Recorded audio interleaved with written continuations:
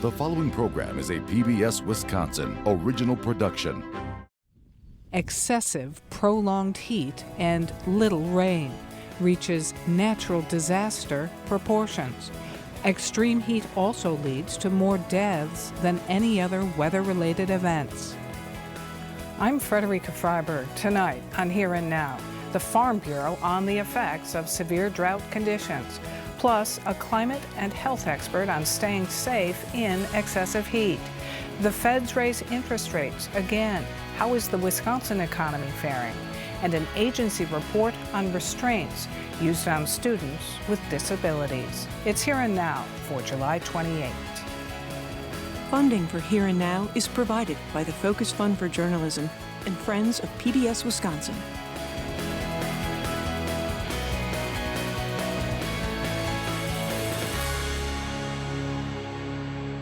At the mercy of Mother Nature, farmers without any sort of irrigation are being left high and dry. But some relief is in sight. The U.S. Department of Agriculture declared 27 Wisconsin counties are under a natural disaster designation due to the extended and severe drought conditions. The designation opens up resources to farmers within those counties, including emergency loans. For more on how Wisconsin farmers are faring, we turn to Kevin Krentz, president of the Wisconsin Farm Bureau Federation. And thanks very much for being here.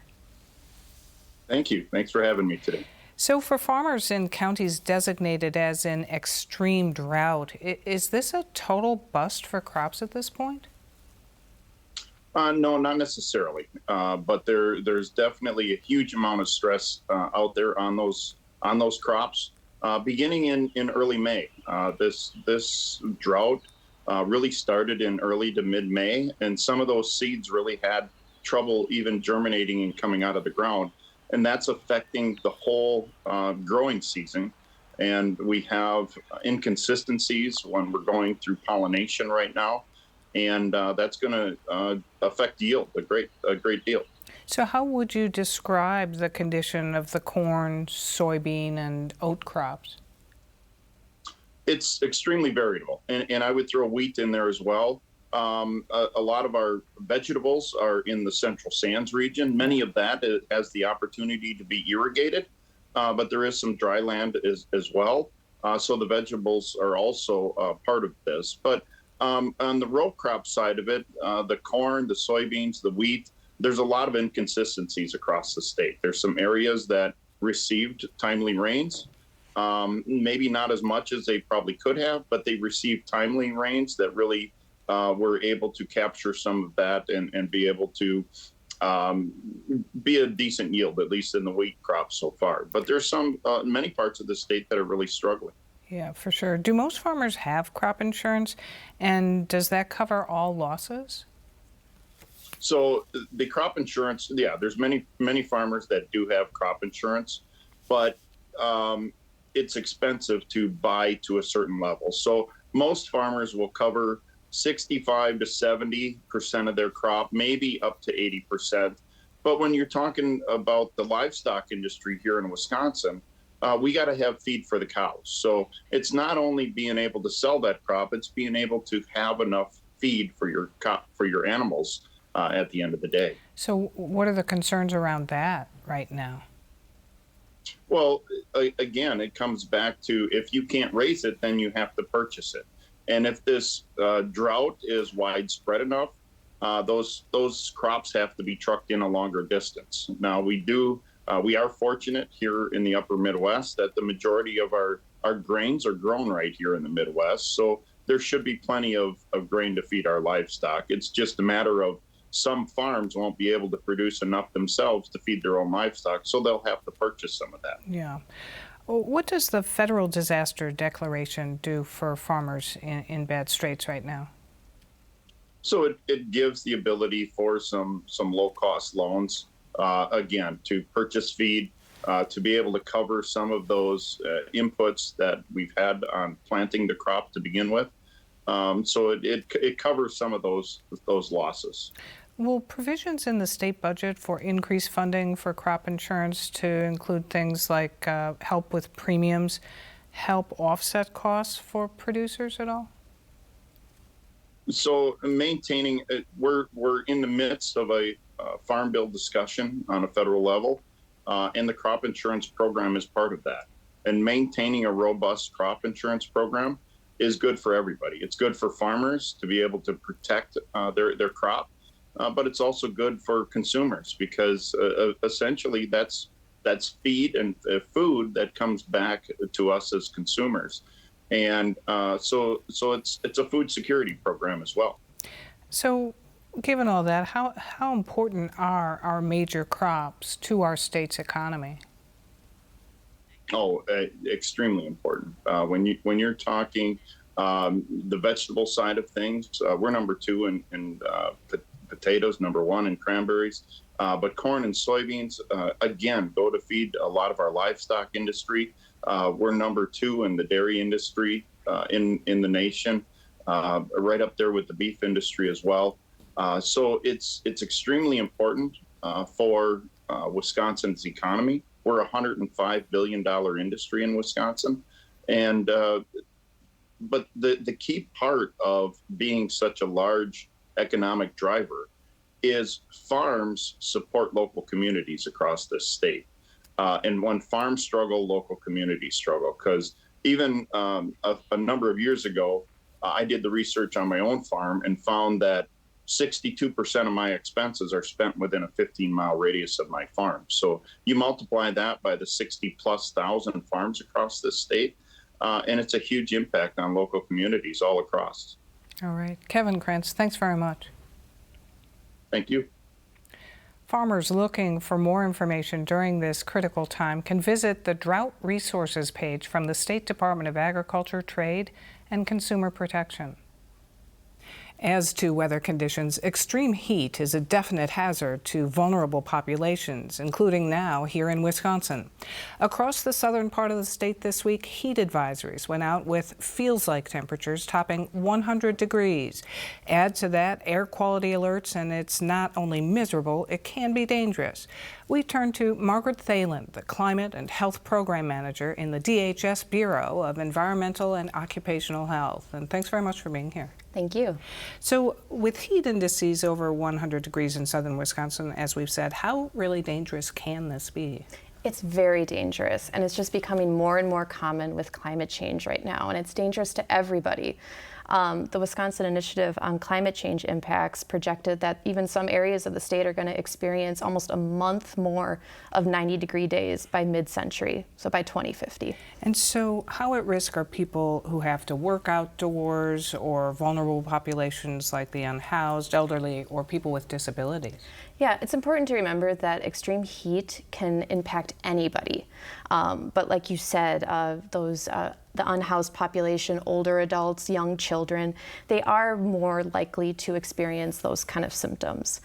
For outdoor workers, it's really important that those supervisors and employers review their policies and procedures on acclimatization or put in letting the workers work at different priorities or find more water and shade during those times. Is that happening to your knowledge? It does. There is OSHA policies that a lot of employers use to be able to help their employees. How real are the dangers of first heat exhaustion and then heat stroke? Oh, they're very real. Heat-related illnesses range from heat rash, which the splotchy red and the itching, to heat cramps, to heat exhaustion, and finally heat stroke. Heat stroke can really happen within minutes, and it's really important that you recognize those signs and symptoms in your friends, your family, those around you, and even in yourself. How do you know if you're really in trouble with those things? Yeah, so with heat stroke and heat exhaustion, you become really dizzy, you become confused, you start rapidly breathing. It really turns dangerous when your internal body temperature is above 104 degrees. And when that happens, you need to be able to immediately find shade or find a cool area, be able to drink water. I know when I get really warm after a run, I like to put a bag of ice on the back of my neck because that just cools you down immediately. Is it safe to be even indoors without air conditioning right now? There's a lot of different factors that go into cooling a house. The cooler areas where there's less direct sunlight, like basements or cellars, are are generally cooler, you can be in there. But when we're reaching these high temperatures, and a lot of people will put fans on, and if they don't have air conditioning, fans actually aren't recommended when it's above 95 degrees, because it doesn't allow your body to cool. It will actually heat your body up with that air movement. So with all of that said, are there enough of these kind of public cooling centers available? So each of the local municipalities will identify those public areas where people can go. Often they'll work with 211 so that people have a single spot to call to be able to find either transportation or find those locations. So think libraries, churches, community centers, those areas are usually available. We know that the Biden administration has just announced a new hazard alert system and stepped up inspections and enforcement of high-risk industries like construction.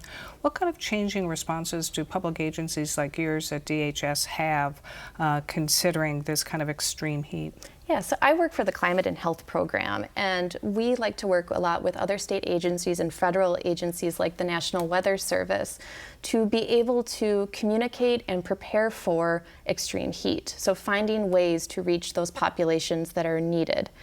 We also work a lot with local health departments, local emergency management to provide data and best practices as they implement these extreme heat related response plans that they have, so that people can find the cooling centers. They can meet those unmet needs faster.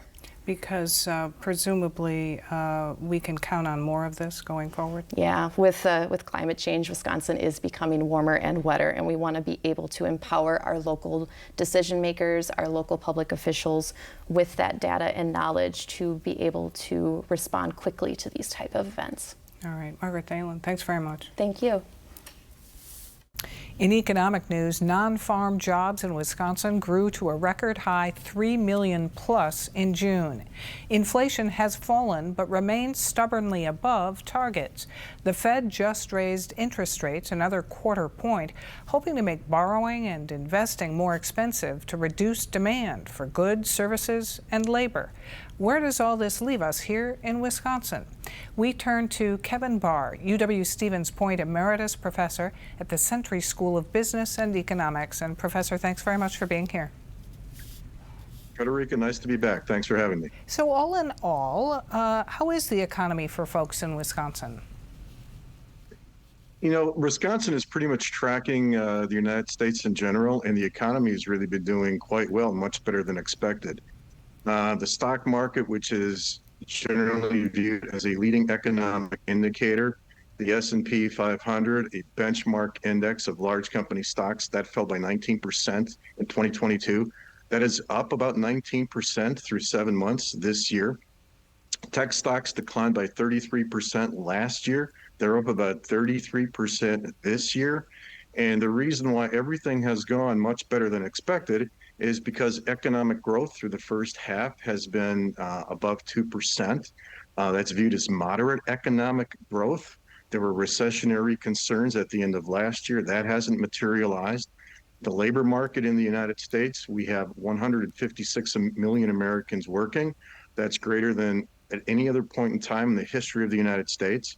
It's 5 million more than were employed in 2019. It's 25 million more than were employed at the kind of the bottom of 2020 during the COVID years. Unemployment, 3.6%. Everything is very strong, continues to be very strong. If you look at the number of job openings per unemployed worker, that's about 1.5. So on balance, things have been going very good. And inflation, a year ago, 9%, now it's 3%. Yeah, those rate hikes really did the trick, though they continue to impose them. So unemployment in Wisconsin is about 2.5% right now. It's still a good time to get a job, and people should expect the pay to be higher? Wage growth has been the wage growth in the last 2 years has been higher than at any other point this century in the United States. Wage growth has been coming down the last couple of months, but the good news is, although wage growth has been coming down the last couple of months, inflation has been coming down. Now you have wage growth exceeding inflation. So your purchasing power has actually been going up. If I might point out, one of the main reasons why inflation has gone from 9% to 3%, there were global economic factors that really drove inflation throughout the world. Inflation peaked at over 10% in the United Kingdom, in the European Union. It was over 8% in Canada. It was nearly 9% in Mexico. So you had this global inflation last year. And the trends, kind of the ups and downs of inflation, the US pretty much reflects that. And it was really pretty much driven by, you had a nearly doubling of oil prices because Putin invaded Ukraine. You had wheat prices explode by about 50% because Russia and Ukraine combined for about 30% of global wheat exports. Russia is the #1 provider of agricultural fertilizer exports. So all that contributed to this huge, historically high inflation around the world. So you still have the Federal Reserve raising interest rates and central banks around the world raising interest rates because that's really all they can do. They're trying to cut down demand for products, although consumer spending has remained strong, because their goal is to get inflation down to about 2%. While we're still above that, so you have another rate increase yesterday, basically 11 rate increases since the beginning of 2022. So I wanted to ask you about the job market. It's still the case that there is a shortage of workers. And one economic expert I read said that the labor market is, quote, out of whack. How does it get realigned? Well, that's what that is an excellent question, because I think, in my opinion anyway, if you look at the Federal Reserve, and the #1 thing that they're trying to do is to get that labor market back in line. So in other words, where you don't have this higher number of job openings per unemployed worker, that creates wages going up, that can contribute to inflation. So by increasing interest rates, the idea is that at some point consumers stop spending on stuff because cost of financing is going to be more expensive. Business investment, residential investment, that's a little bit up and down over the last years. That's definitely felt the impacts of the increase in the interest rates. But consumer spending overall has not. But you hit on the exact point that is why the Federal Reserve keeps on ratcheting up interest rates, even though inflation has come down rather significantly. All right. Well, it is a complicated mix. So Kevin Barr, Stevens Point, thanks very much. Thanks for having me. In Milwaukee this week, the county board approved a 0.4% sales tax to shore up its budget and prevent deep cuts to services. This vote follows one earlier this month in the city of Milwaukee that raises the sales tax there by 2%. In education news, widespread restraint and seclusion practices in schools are disproportionately used in elementary grades and on students with disabilities. That's according to a recent report from the Department of Public Instruction, which called the rates concerningly high, with some 5,900 incidents of seclusion and 6,900 of restraint. A 2019 law required DPI to start collecting data on use of these practices and limit their use. Physical restraint is defined as a restriction that immobilizes or reduces the ability of a student to freely move their torso, arms, legs, or head. It may only be used when a student's behavior presents a clear, present, and imminent risk to the physical safety of the student or others. Seclusion means the involuntary confinement of a student apart from other students in a room or area from which the student is physically prevented from leaving. DPI says the use of these practices must be a last resort. For reaction to the widespread use of these practices, we sat down with Madison civil rights attorney Jeff Spitzer-Resnick. Having been a chief advocate for laws restricting seclusion and restraint in schools, what's your reaction to the latest DPI reporting that there are these thousands of incidents in the 2021-22 school year? Well, there's a few reactions. The first reaction is, wow, that's a lot of kids who are suffering from really an abhorrent behavior on adults' part, being secluded, restrained. I would ask any adult to imagine themselves being held against their will and being put into a room where no one else is, how they would feel.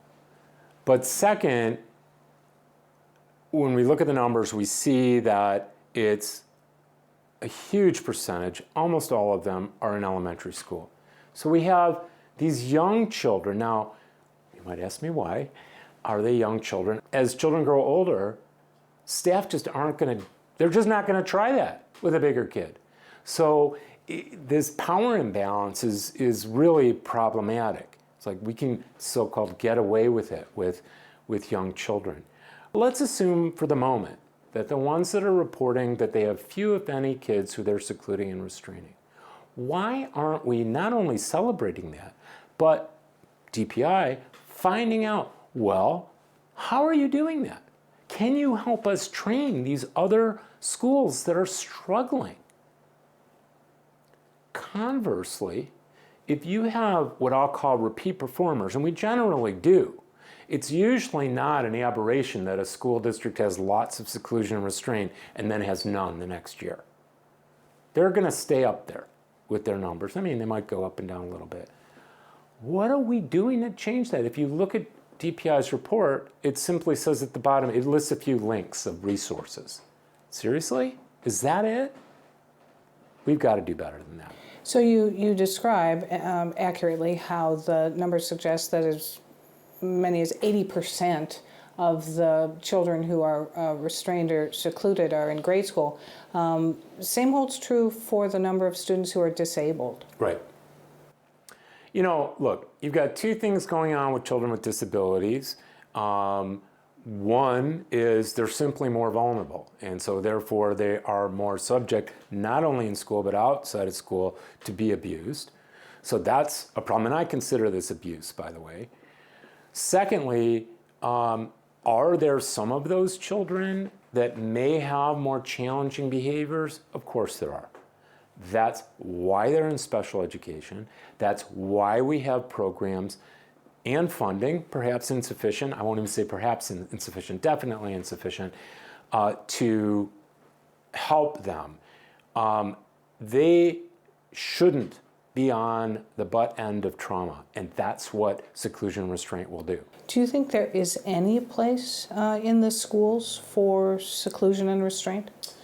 So what the law says, and what I believe is true, is if there's an imminent risk, and imminent means imminent, like right now, of serious bodily injury, and emphasize serious, then yes, of course. People asked, I remember when we were trying to get the bill passed, well, wouldn't you stop a kid who was running into a street in front of a car? Of course we'd stop them, and of course we'd restrain them.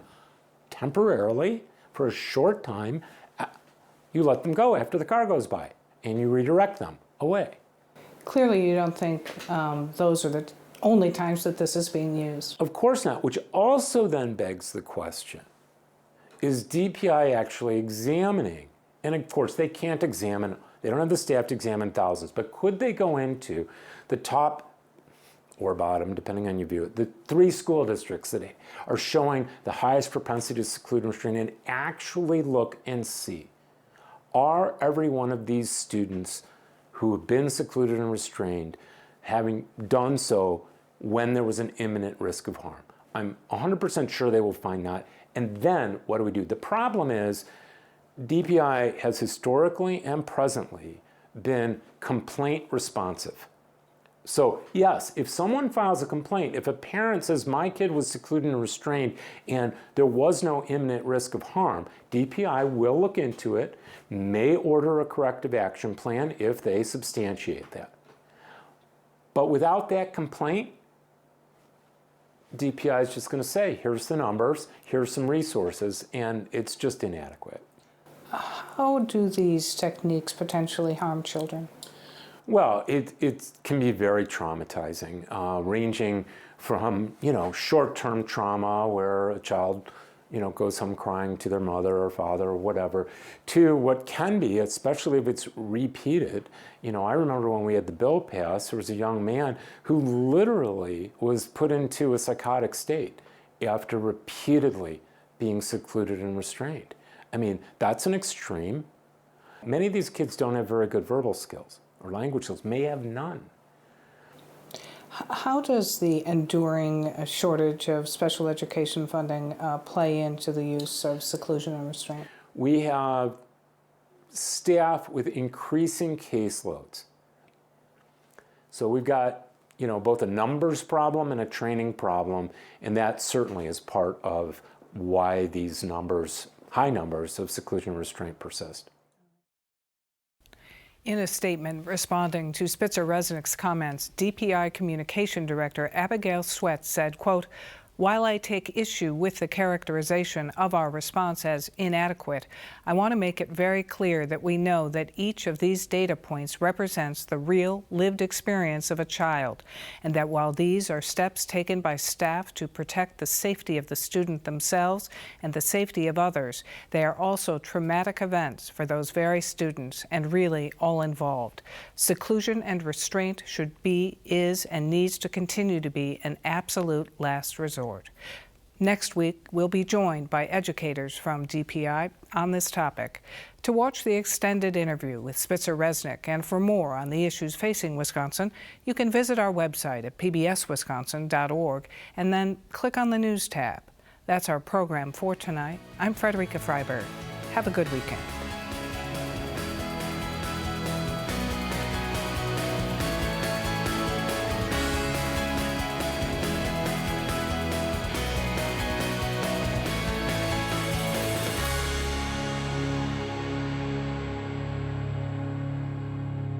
Funding for Here and Now is provided by the Focus Fund for Journalism and Friends of PBS Wisconsin.